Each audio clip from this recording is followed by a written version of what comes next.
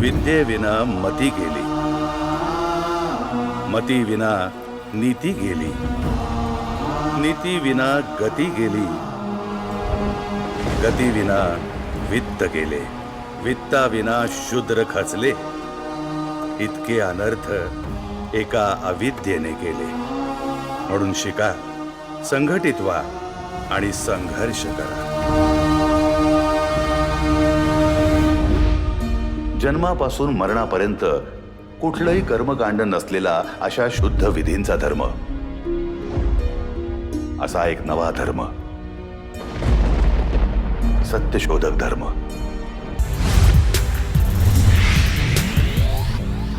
Hi hello नमस्कार, मी दर्शना तांबोळी. राजश्री मराठीमध्ये तुमच्या सगळ्यांचं स्वागत. तर नवीन वर्षाच्या सुरुवातीलाच म्हणजेच 5 जानेवारीला सत्यशोधक हा अत्यंत सुंदर विषय असलेला सिनेमा आपल्या सगळ्यांच्या भेटीला येतोय. काय नेमकं प्रेक्षक पाहणार आहेत हे जाणून घ्यायची उत्सुकता मला आहे. ट्रेलरमध्ये आपल्याला ग्लिम्स दिसत आहेत, पण ऑब्व्हियसली त्या पलीकडे पिक्चर असणार यात काही डाऊटच नाही आहे. आपल्यासोबत आता या सिनेमाची संपूर्ण टीम आहे. दिग्दर्शक निलेश जळमकर, अभिनेते संदीप कुलकर्णी आणि अभिनेत्री राजश्री देशपांडे. खूप स्वागत तुमच्या सगळ्यांचं राजश्री मराठीमध्ये. पहिलाच प्रश्न, कसे आहात? मस्त मस्त. ट्रेलर प्रेक्षकांच्या भेटीला आला, खूप छान प्रतिसाद मिळतोय. कॉमेंट सेक्शन लोडेड एकदम वेल विशर्सनी. कसं वाटतंय आता? किती ओव्हरवेल्मिंग फिलिंग आहे? नाही, विषय पोचतोय. ज्या मेहनतीनं आणि ज्या श्रद्धेनं तो सिनेमा केलाय आणि लोकांपर्यंत विषय पोचतोय की 5 जानेवारीला सिनेमा येतोय. लोकांमध्ये एक ते सिनेमा बघण्याची उत्सुकता सुद्धा आता शिगेला पोचते. त्याच्यामुळे छान वाटते. अगदीच. आणि ना म्हणजे असं होतं ना की ट्रेलर आल्यानंतर आता पुढे काय असं नेहमी वाटत राहतं. आणि त्याच्यामुळे जर तुम्ही म्हणालात की उत्सुकता शिगेला पोचले, पण काही जरा दिवस मागे जाऊन विचारायला आवडेल, सत्यशोधक या चित्रपटाची सुरुवात तुमच्यासाठी नेमकी कधी झाली? नाही, आता हा विषय प्रत्यक्षात जेव्हा सुरुवात व्हायला लागली, म्हणजे लिखाणापासून जर विचार करायला लागलो आपण, तर हे 2014-15ची गोष्ट. आणि सेटवर आम्ही त्याच्यानंतर एक 2-3 वर्षात ॲक्च्युअल सेटवरती आलो. आणि मग मध्ये करोना वगैरे हा सगळा काळ, त्याच्यामुळे एका मोठ्या संघर्षातून तो सिनेमा पूर्णत्वास गेलाय. त्याच्यामुळे तो प्रवास होता जरा खडतडच, पण जे झालंय ते छान झालंय.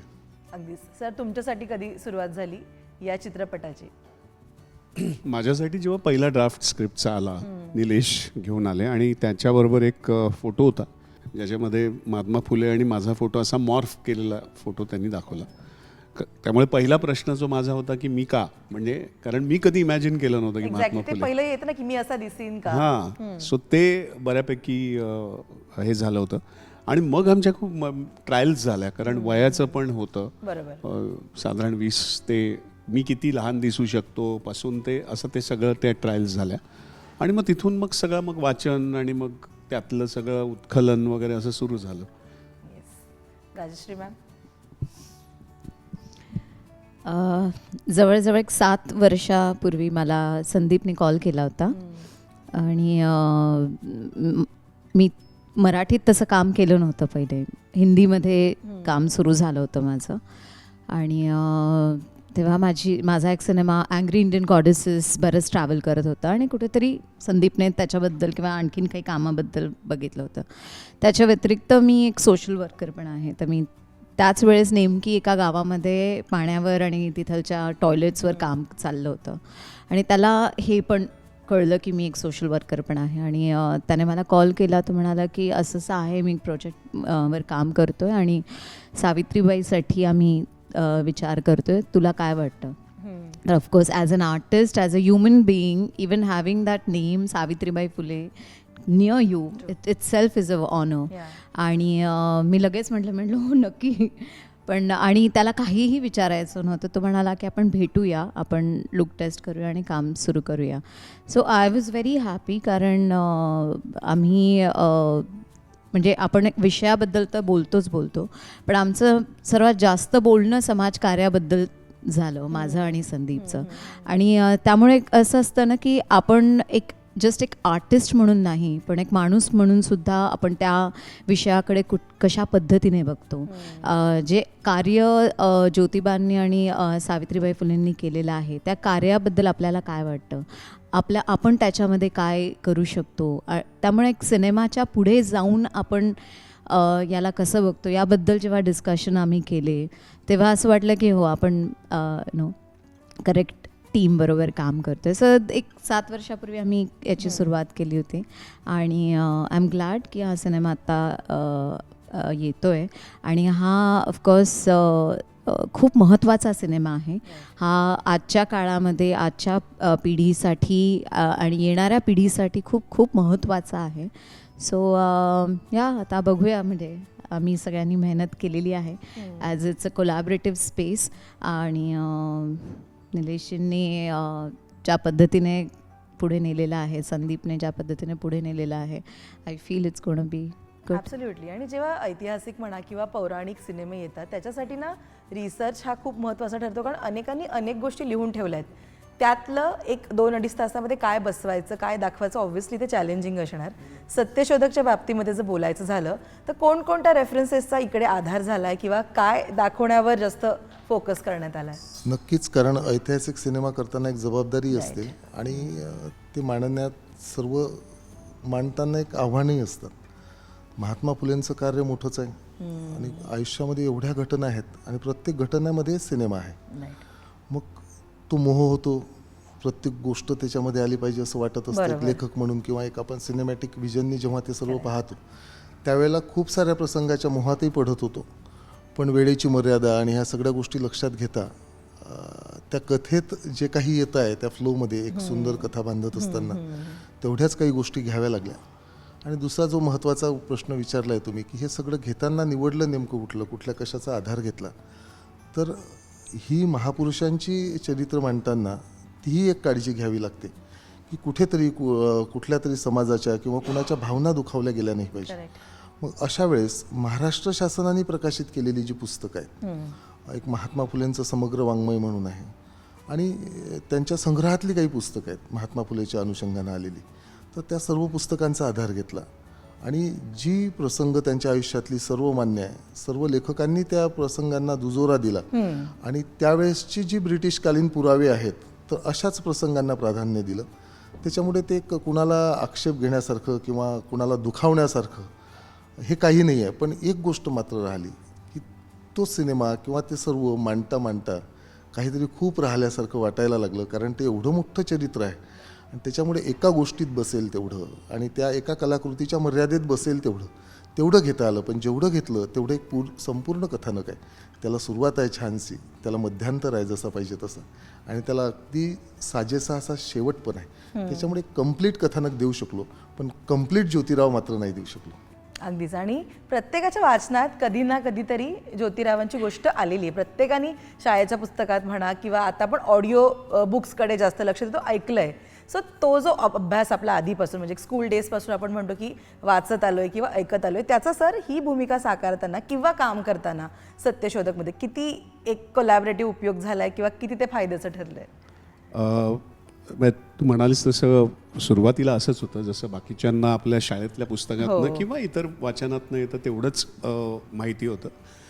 पण जेव्हा सगळं धनंजय कीरांचं सगळं आणि सगळंच म्हणजे मी जेव्हा वाचायला सुरुवात केली किंवा जेवढं काही काही मिळेल ते हे करायला सुरुवात केली, तेव्हा लक्षात आलं की एकतर आवाका मोठा आहे आणि मुळात माणसाचं विजन फारच मोठं होतं. त्या काळामध्ये एवढं विजन आणि एवढं हे असणं म्हणजेच मला एकदम हे वाटलं की असं कसं असू शकतं.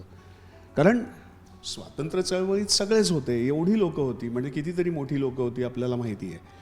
पण त्या काळामध्ये सुद्धा त्यांच्याही लक्षात आलं की स्वातंत्र्य जरी मिळालं तरी आपली कुवतच नव्हती त्या काळामध्ये. आपण इतके गाळत होतो, आपण स्वतःचा विचार करू शकत नव्हतो, आपण कोणाला प्रश्न विचारू शकत नव्हतो. म्हणजे शिक्षण हे तर नंतरचं भाग झालं, पण इतकी भीती आणि इतकी त्या रूढी परंपरांनी त्यांना दाबून टाकलेलं होतं की त्यांना श्वास पण स्वतःचा घेता येत नव्हता. असा तो काळ होता. मग त्यांच्या लक्षात आलं की स्वातंत्र्य म्हणजे काय, म्हणजे ब्रिटिश निघून जाणं म्हणजे स्वातंत्र्य. इथून जेव्हा स्वातंत्र्य होईल तेव्हा खरं स्वातंत्र्य मिळेल, हे तेव्हा त्यांच्या पहिलं लक्षात आलं. आणि मग त्यांनी म्हणून सावित्रीबाईंना पहिलं स्वतःला बायकोला शिकवलं. कारण एकतर हे काम करायचं तर जीवनसाथी जी आहे ती बरोबर किंवा तिचा एक सपोर्ट पाहिजे किंवा तिचा विश्वास पाहिजे, बरोबर, जो मिळाला. आणि जो काय म्हणतो नुसता विश्वास नाही, ते गेल्यानंतर सुद्धा त्यांनी ते काम इतकं तो ड्राईव्ह होती दोघांमध्ये. आणि हे त्यांना म्हणजे काय म्हणतो त्याला कन्व्हिक्शन जे येतं ना, ते कन्व्हिक्शन या दोघांमध्ये एवढं होतं की बाकी सगळे जे चॅलेंजेस आले ना ते त्यांच्यासाठी सुद्धा छोटे होते. फॉर त्यांच्यासाठी ॲक्च्युली बघाल तर काही म्हणजे असं खडतर म्हणाल तर त्यांच्यासाठी तो ठीक आहे आणि त्यांनी तो अपेक्षित पण केला होता की हे होणारच आहे, कारण तो काळच तसा होता. तो सगळ्यात महत्त्वाचं म्हणजे मला जाणवलेलं ते आहे की ते जाणवणं त्या काळामध्ये आणि मग त्याच्यासाठी काम करणं. कारण आज म्हणजे आपण सगळे जे शिकलो आहोत किंवा बायका सगळ्या ज्या प्रोफेशनल्स आहेत, सगळ्या इंडिपेंडंट आहेत, त्या दोघांमुळे आहेत. बरोबर आहे. नाहीतर आपण खूप काळ मागे असतो. ॲब्सोल्युटली. म्हणजे पॉलिटिकली सगळं गेलं असतं पुढे, पण शिक्षणाच्या बाबतीत, अवेअरनेसच्या बाबतीत किंवा एकूणच तुमच्या पर्स्पेक्टिव्स किंवा आपण म्हणतो ना की स्वतःचे हे असणं हे फार कमी झालं असतं. अगदी. आणि तो एक सीन ट्रेलरमध्ये सुद्धा दिसतोय की वैचारिक गोष्टींवर चर्चा करायची असेल तर मी तयार आहे आणि बळाचा वापर करून तुम्हाला ते झेपणार नाही. ते खरंच फार मस्त त्या फ्लोमध्ये बघायला व्यवस्थित होतं त्यांचं सगळं. क्लॅरिटी होती खूप खरंय. त्यावेळेला. अर्थात माणूस म्हणून ज्या काही चुका होतात त्या होतातच आणि ते असतातच. केवळ माणूस म्हणजे गांधी म्हणाल किंवा कुठलेही, शेवटी माणूस असतो आपण. पण मुळात हे जे सगळं मोठं पिक्चर जे म्हणतो ना, मोठं विजन, हे फार महत्त्वाचं होतं त्यांचं. अगदी. येस. राजश्री मॅम, आता फार वेगळ्या दिसताय तुम्ही या इंटरव्ह्यूमध्ये. पण ना जेव्हा तुम्ही आलात ना, मी लिटरली ओळखलं नाही. मी म्हटलं अरे ओके, सो ते इतकं ट्रान्सफॉर्मेशन आहे त्या भूमिकेसाठी आणि ना त्याच्यामध्ये स्वतःला मोल्ड करणं किंवा तशा प्रकारे ते प्ले करणं, सावित्रीबाई प्ले करणं ऑब्व्हियसली ते इझी नसणार. काय पडद्यामागे कसरत होती, काय मेहनत घेतली, कसं मोल्ड केलं स्वतःला त्या भूमिकेसाठी? अवघड होतं खरंच, कारण आपल्याकडे काहीच नाही आहे. म्हणजे फोटो असं एक बेसिक एक इमेज आहे आपली की अशा पद्धतीने तो पदर असेल किंवा ते हे असेल. पण एक आउटर तो एक अप्रोच झाला ॲज अन आर्टिस्ट की आपण त्याला त्या पद्धतीने ती कशी वेशभूषा असेल किंवा कशा पद्धतीने ती मॅनेज करत असेल. पण एक इनर जो एक प्रवास होता त्याचा, तर ऑफकोर्स मला निलेशने बरीच पुस्तकं पण दिली होती आणि हे बघ, मी जेवढं काही वाचलं होतं शाळेमध्ये माझ्याकडे तेवढंच ज्ञान होतं. बरोबर. आणि याला आपण एक गिल्टी म्हणा की आम्ही कधीच त्याच्यावर पुढे जाऊन माहितीच नव्हती, कारण नाहीच माहिती आहे. आणि माझ्यासारखे मला असं वाटतं बरीच लोक असेल ज्यांना फक्त एवढंच माहिती होते की हां हे सोशल फॉर्मर आहेत, यांनी हे कामं केलेली आहे. तर जेवढं आपण ते वाचलं आहे पण त्याच्या पलीकडे जेवढं काही काम केलेलं आहे ते माझ्यासाठी म्हणजे ॲज अन आर्टिस्ट म्हणा, इवन माणूस म्हणा सुद्धा मला खूप हल्ल्यासारखं झालं. म्हटलं एवढं त्यांनी काम केलेलं आहे. आणि माझी पण एक सोशल वर्कची सुरुवात एक 10-12 वर्ष झाले तेव्हापासूनच आहे. आणि त्यामुळे मला काम करताना सतत इतकं बळ मिळत होतं की ते इंटरनल जो प्रवास होता कॅरेक्टरचा आणि माझा, तो असा एकत्र होत होता. आणि बऱ्याच वेळा असं होत होतं की काही जे सीन्स आहेत आणि मी त्यावेळेस नेमकं गावामध्ये पण काम करत होते, ते इतकं मॅच होत होतं की त्याला मी कधी कधी असं होऊन जातं ना की इन जनरल जसं माणूस म्हणून असं वाटायचं अरे का नाही केलं तुम्ही. आपल्याला असं होऊन जातं की तुम्ही, आपण असं ना की तू का नाही केलंस, मग तुम्ही त्यांच्याकडून का नाही करून घेतलं. सतत जे आपण एक हात दाखवतो ना, बोट दाखवतो, आणि या दोघांनी उभं राहून स्वतः केलं ते. राईट. आणि ही एक खूप मोठी गोष्ट आहे माझ्यासाठी की तुम्ही स्वतःहून पहिला पाऊल टाका, तुम्ही उभं राहा. कितीही काहीही खडतर प्रवास असला, जसं सावित्रीबाईंना हा तर एक प्रवास होताच, पण एक बाई म्हणून एक वेगळा प्रवास होता. आणि त्या प्रवासातून जेव्हा जात होती तेव्हा तिला जे काही सहन करावं लागलं आणि ते सगळं पकडून नवऱ्याची पण साथ द्यावी लागली, परत घरच्यांचं पण बघावं लागलं, आजूबाजूच्यांचं बघावं लागलं. हे खूप खूप अवघड आहे. आणि आजच्या याच्यामध्ये त्याला बघून असं जेव्हा चालते ना, तेव्हा मला असं वाटतं कितीतरी गोष्टी आहेत ज्या बदलल्या नाही आहेत. आजही ॲज अ स्त्री म्हणून मला माहिती आहे की मला पण बऱ्याच गोष्टींचा एक वेगळा प्रवास करावा लागतो आहे आणि आजही ते अवघडच आहे. पण हेच आहे की त्यांनी जे शिकवलेलं आहे, मला असं वाटतं की मी जे शिकले त्यांच्याकडून, मी जर पुढच्या जनरेशनला पास ऑन केलं तर तो प्रवास थोडा का होईना कमी होईल, जो माझा आत्ता कमी झालेला. बरोबर आहे. जसं राजश्री म्हणत होती त्यालाच मी जोडून सांगतो की त्या दोघांमधलं कन्व्हिक्शन किंवा आपण म्हणतो ना ते इतकं जाणवलं होतं की क्लॅरिटी होती की मानवी धर्म काय. आणि तो नुसता ज्योतिबाना नव्हता, सावित्रीला पण कन्व्हिन्स झालं होतं. त्यामुळे त्या इतक्या सहजपणे किंवा आतून ते वाक्य यायचं ना की माझा नवरा सांगतो खरा धर्म.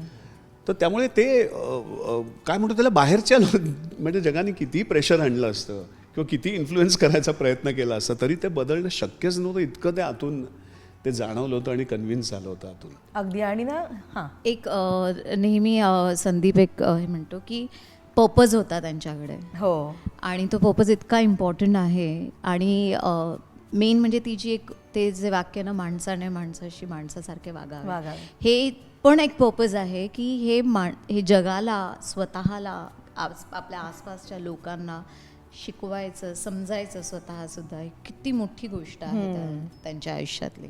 त्या गोष्टीमध्ये सलग जाणवत जाईल त्या दोघांची एकमेकांविषयीची जी अंडरस्टँडिंग आहे ना, हो, की तिची भूमिका ते मांडताना दिसतात सिनेमात आणि त्याच्या मनातलं ती सांगताना दिसते सिनेमात. आणि हे बेमालूमपणे गुंफन आहे. आणि त्या दोघांचं नातं प्रेक्षकांना एवढं सहज गुंफत नेणार आहे की ते तुम्ही स्वतः त्याला कनेक्ट करणार. मीन्स ती कथा खूप पौराणिक किंवा खूप वर्षाची गोष्ट नाही सांगत आम्ही ती. हा सिनेमा म्हणजे तुमची आमची आजची सर्वांची गोष्ट सांगते तो सिनेमा. एक तू महत्त्वाचं मगाशी बोलता बोलता बोलली त्यांना की त्यातला एक संवाद सांगितला तू की धर्माची चर्चेनी करायला तयार आहे आणि जर मनगटाच्या जोरावर करायची असेल तर तुम्हाला परवडणार. आणि ही गंमत आहे त्या सिनेमातली किंवा त्या व्यक्तिमत्वातली. त्यामध्ये जी दोन्ही बाजू आहे की त्यांचं जे कन्व्हिक्शन होतं की मला कुठल्याही लेवलला जाऊन मला ही सुधारणा करायची आहे. चर्चेतून असेल स्वागत आहे, मनगटाच्या जोरावर करायची असेल तर तरी तयार आहे, पण मला हे बदलवायचं आहे. मग हे समाज बदलवण्याची त्यांची जी दृढ निष्ठा आहे, समाज बदलवण्याचा त्यांनी घेतलेला जो वसा आहे, हे आव्हान आहे, ते त्या माणसाला कुठल्याही परिस्थितीमध्ये ते पूर्णत्वास न्यायचं होतं. त्यासाठी काहीही करायला ते तयार होते. ही जी गंमत आहे ना, आणि त्या पात्राचा ज्या किनारा आहेत ना, की ज्या दोन्ही कडा एवढ्या छान आहेत की तो हळवा आहे, तो दयाळू आहे आणि दुसऱ्या बाजूला तो कणखरी आहे, तो प्रखर आहे. म्हणजे मी नेहमी बोलताना म्हणतो की त्याच्यामध्ये सूर्याचं तेजही आहे. म्हणजेच वाईट रूढी परंपरांवर तो आग ओकणारा सूर्य असतो, तर दुसऱ्या बाजूला ज्या वेदना असलेले लोक आहेत, पीडित आहेत, शोषित आहेत, त्यांच्यासाठी तो माया देणारा, सावली देणारा चंद्रही असतो. तो एवढे दोन्ही रूप एवढे छान ते दिसतं आणि ते ट्रेलरमधून दिसतंय तुम्हाला की ते केव्हा कसे आणि केव्हा कसे. आणि जसं ते आता सर म्हणतायत की त्या दोघांची पण एक सुंदर कहाणी बघणार आहोत या चित्रपटाच्या माध्यमातून. खरं तर असं होतं ना की पौराणिक सिनेमा आणि मग दोन शांत स्वभावाच्या व्यक्ती आपण साकारतोय, तर ते एक कुठेतरी कलाकारांमध्ये पण गिव्ह अँड टेक तितकंच महत्त्वाचं असणार. तुमच्या दोघांच्या बाबतीमध्ये सेटवर कसं होतं, रीडिंग सेशन म्हणा किंवा या प्रकारचा सीन आपण कशा प्रकारे करू, असं काही एक कॉन्व्हर्सेशन असतं, ते काय होतं बॅकस्टेज? हो, ॲक्च्युली खूप झालं. म्हणजे इनफॅक्ट राजश्री स्वतःसुद्धा म्हणजे काय म्हणतो त्याला स्वतःचे मतं किंवा स्वतःचे परसेप्शन घेऊन येणारी, इनफॅक्ट म्हणूनच ते हवं होतं. कारण जेव्हा पहिल्या ड्राफ्टनंतर आणि ह्याच्यानंतर हेही लक्षात आलं की हे कसं आहे की हे दोन शरीर आणि एक जीव आहेत, असा तो त्यांचा प्रवास आहे. सुरू भले ह्यांनी केलं असेल, महात्मांनी, फुलेंनी, ज्योतिबांनी केलं असेल, पण सावित्रीबाई तेवढ्याच खांद्याला खांदा. आणि प्लस मी म्हटलं तसं की त्यांना एकमेकांना कळायचं की काय हवं आहे, काय चाललंय, काय असे सीन आहेत की जिथे ज्योतिबा आणि हे पॉलिटिकली काय काय त्यांचे सगळे विषय चालू आणि सावित्रीबाईला बरोबर कळतं काय चाललंय तिच्या त्या बघण्यावरनं. इतकं ते मॅच्युरिटी आणि इतकं ते सगळं आहे.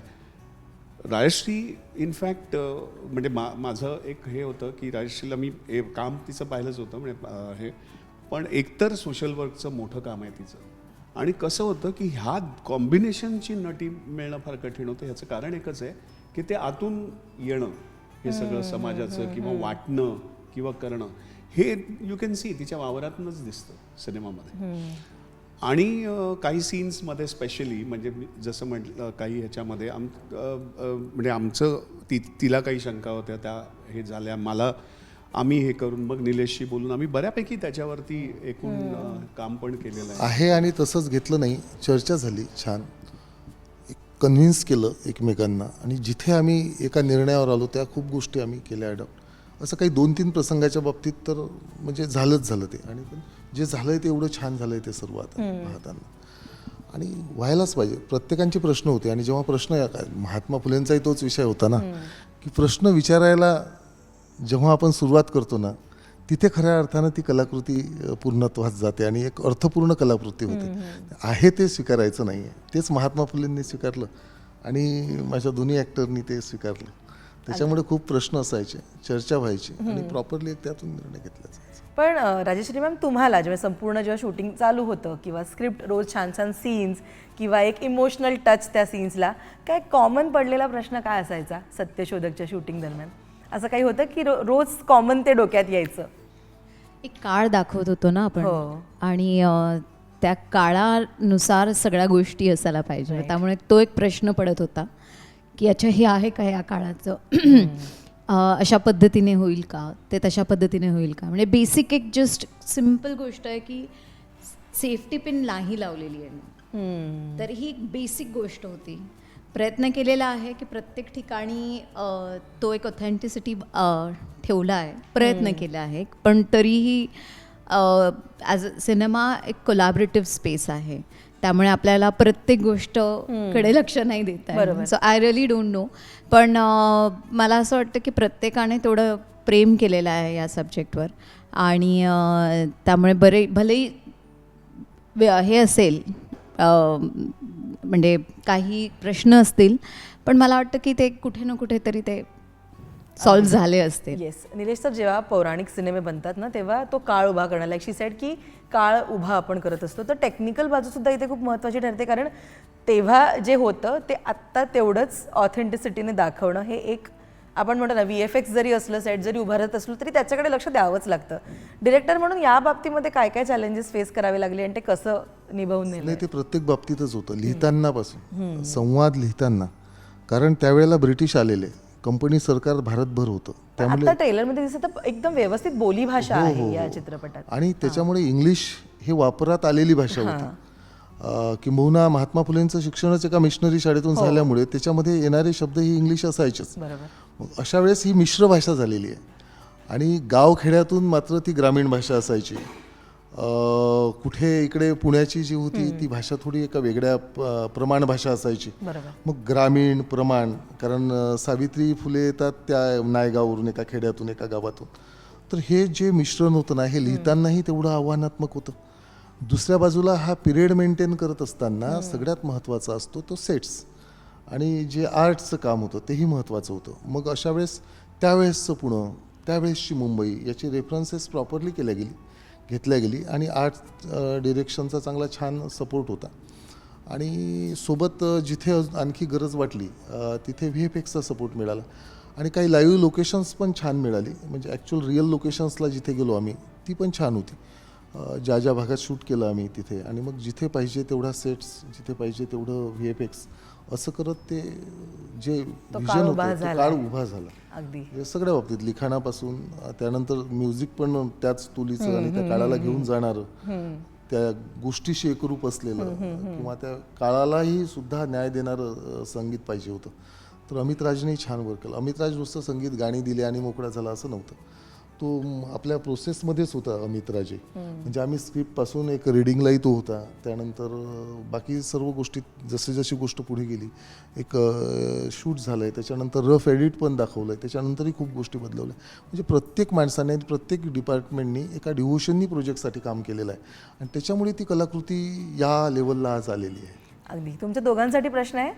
जर मी आज विचारलं की महात्मा ज्योतिबा फुले साकारताना आणि सावित्रीबाई फुले साकारताना एखादी अशी गोष्ट जी तुम्ही स्वतःच्या खूप लक्षात ठेवली रोज सेटवर जाऊन शूट करत असताना किंवा ते कॅरेक्टर परफॉर्म करत असताना, तर ती कोणती होती? किंवा काय स्वतःला सांगून रोज तुम्ही सेटवर जात होतात या व्यक्तिरेखेसाठी?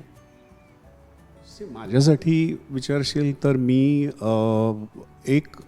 रोज असं सीनच असतो करायला, कारण आधी एवढी तयारी केलेली असते, त्या माणसाला एवढं समजून घेतलेलं असतं किंवा त्या सगळ्याच काय म्हणतो त्याचं सगळंच, म्हणजे त्यामुळे ते ना नंतर असं होतं की तुम्हाला तो सीनच घेऊन जातो किंवा तिथले भाव आणि त्या असतात, ते एक त्याचा ॲटिट्यूड त्या माणसाचा एकदा कळला की हा माणूस काय होता, त्या म्हणजे त्यांचं सगळं हे कशासाठी होतं, काय होतं, सात्विक त्यांचा जो राग असतो तो का होता, कशासाठी, हे सगळं एकदा कळलं का मग ना ते जे सीन्स येतात त्या सीन्समध्ये आपण स्वतःला ढालायचं असतं, म्हणजे त्या सीन्सनी आपण हे करायचं असतं, वागायचं असतं. अर्थात म्हणजे ते नुसतेच म्हणजे पॉलिटिकली पण होते, सोशली पण सीन्स होते, जसं असं सगळं वेगवेगळे होतं आणि त्यामुळे ते वेगवेगळे करायला पण मग मजा यायची. किंवा वेगवेगळ्या वयामध्ये सुद्धा जे सीन्स होते तर तेही करायला फार मजा आली. आणि स्पेशली जसं जसं वय दोघांचं होतं तसं त्या आपण म्हणतो ना द वाईन राईप्स किंवा वाईन इज मोर, तसं ते मॅच्युअर होते ना, तसं ते दोघांचं पण मॅच्युअर झालेलं आम्ही प्रयत्न केला आहे की तो दोघांचा, आणि ते आहेच म्हणजे त्या दोघांमधलं होतंच. कारण ते गेल्यानंतर सुद्धा सावित्री मी सगळं ती मुवमेंट चालू ठेवली आणि त्यांनी ते काम केलं. मला फक्त एकच म्हणजे जसं आत्ता साने गुरुजींचा आत्ता जो श्यामची आई परत येऊन गेला त्याच्यामधली मला भाषा खूप आवडली होती. म्हणजे मगाचा जो प्रश्न तू मला विचारलास की जो एक होता की काळामध्ये सेट आणि कॅमेरानीच नुसतं दाखवायचं का, तर नाही, त्याच्यामध्ये भाषेनी पण छान तो काळ आणला होता. तर त्याच्यासाठी मग तो एक वेगळा अभ्यास लागतो, कारण त्या काळातली मराठी भाषा, मग वेगवेगळे लोक ती भाषा कशी बोलतात हा एक वेगळा रिसर्चचा भाग आहे. पण तो त्याच्यामध्ये साधारण आणण्याचा प्रयत्न केला होता. जो श्यामची आईमधला मला आवडलेला फार छान त्यातला भाग होता. सुनीलनी फार छान त्याचा रिसर्च करून सुकटणकरनी हे करून केला होता. पण अदरवाईज आय थिंक सगळा बाकी अप्रोच म्हणजे काय म्हणतो त्या काळ, आणि मुळात परत काय ना की आपण जेव्हा त्या काळामध्ये it's all about make believe, म्हणजे नेहमी आपण म्हणतो नाटक काय किंवा सिनेमा काय, unless we believe audience will not. त्यामुळे तुम्ही त्या काळामध्ये जाऊन तुम्ही विश्वास ठेवायला लागतो, तुम्ही त्या सीनमध्ये जाऊन विश्वास ठेवायला लागतो, तर मग तो काय म्हणतो तो एक तयार होतो, एक काय म्हणतो त्याला त्याचं एक लॉजिक तयार होतं. येस. राजश्री मॅम. हा खूप मोठा प्रवास आहे सावित्रीबाई फुलेंचा. आणि जसं तू विचारलं की रोज सेटवर जाताना काय, राईट, तर ऑफकोर्स सावित्रीबाईंचा प्रवास तर होताच माझ्यासोबत, पण मी एक वेगळ्या पद्धतीने पण बघत होते सावित्रीबाईंना, एक माणूस म्हणून, एक बाई म्हणून. एक तिचा एक जी बॅक स्टोरी होती, ज्या गावातून आली होती, आणि कुठे ना कुठेतरी आपण एक स्वतःला तिथे जर ठेवायला गेलो तर तर तर एक गावातल्या मुलीचा तो प्रवास, तिचं लग्न, तिचं प्रेम, शिक्षणावरचा प्रेम, मग पुढची जी खडतर तिचं आयुष्य आहे. तर रोज मला हाच एक प्रश्न पडायचा की की मी कुठपर्यंत आहे तिच्याजवळ, आणि तिच्याजवळ जाण्याचा मी खूप प्रयत्न करत होते. It's not just physically, mentally, emotionally, psychologically ती काय विचार करत असेल, काय खात असेल. ती जेव्हा जात होती, जेव्हा तिला लोक बोलत होते, तिच्या डोक्यात काय विचार येत असतील, तिच्या नवऱ्यासोबत तिचं कसं काय पद्धतीचं प्रेम आहे. तर मी त्या पद्धतीने पण बघत होते की जस्ट नॉट म्हणजे ज्योतिबा आणि सावित्री, पण एक जोडपं, एक बेसिक जोडपं आहे जे अशा पद्धतीने विचार करतं, अशा पद्धतीने ते लोकांकडे बघतं आणि समाजाकडे बघतं आणि स्वतःकडे पण असं बघतं. त्यामुळे एक बेसिक जोडप्यापासून माझी सुरुवात झाली. मग नंतर ऑफकोर्स ते ग्रेटनेस आहे त्याच्यामध्ये, पण एक जसं मला नेहमी वाटतं आणि आम्ही नेहमी म्हणतो की it's a love story, it's a beautiful love story of these two people. आणि जे समाजाला त्यांनी एवढं काही दिलेलं आहे, स्वतःला एवढं काही दिलेलं आहे. एक रिलेशनशिपचा जो एक टिकमार्क असतो ना, एक ग्रीन फ्लॅग म्हणतो आपण, ॲक्च्युली त्यांच्याकडे बघितलं की तो ग्रीन फ्लॅग आहे ॲक्च्युली. हे आत्ताच्या जनरेशनचं अगदी, म्हणजे मी तेच म्हणते ना की आत्ताची जनरेशन असं का त्यांनी हे बघावं याच्याकडे, कारण हा ग्रीन फ्लॅग आहे की असं तुम्ही एकमेकांबरोबर जेव्हा असता तेव्हा त्याला प्रेम म्हणतो. असं एकमेकांचा हात धरून जेव्हा तुम्ही चालता तेव्हा ते प्रेम असतं. एकमेकांना समजून घेता, एकमेकांची कमतरता, कमी किंवा जास्त, जे स्ट्रेंथ आहे, वीकनेस आहे, त्याला घेऊन पुढे चालता. आणि ह्या जनरेशनला आणि पुढच्या जनरेशनला आपण आजच्या पद्धतीने समजवायला सांगायचं. सो म्हणून ह्या दोघांकडे त्या पद्धतीने पण बघायला पाहिजे की how we can stay together if we have these basic thing like love and respect.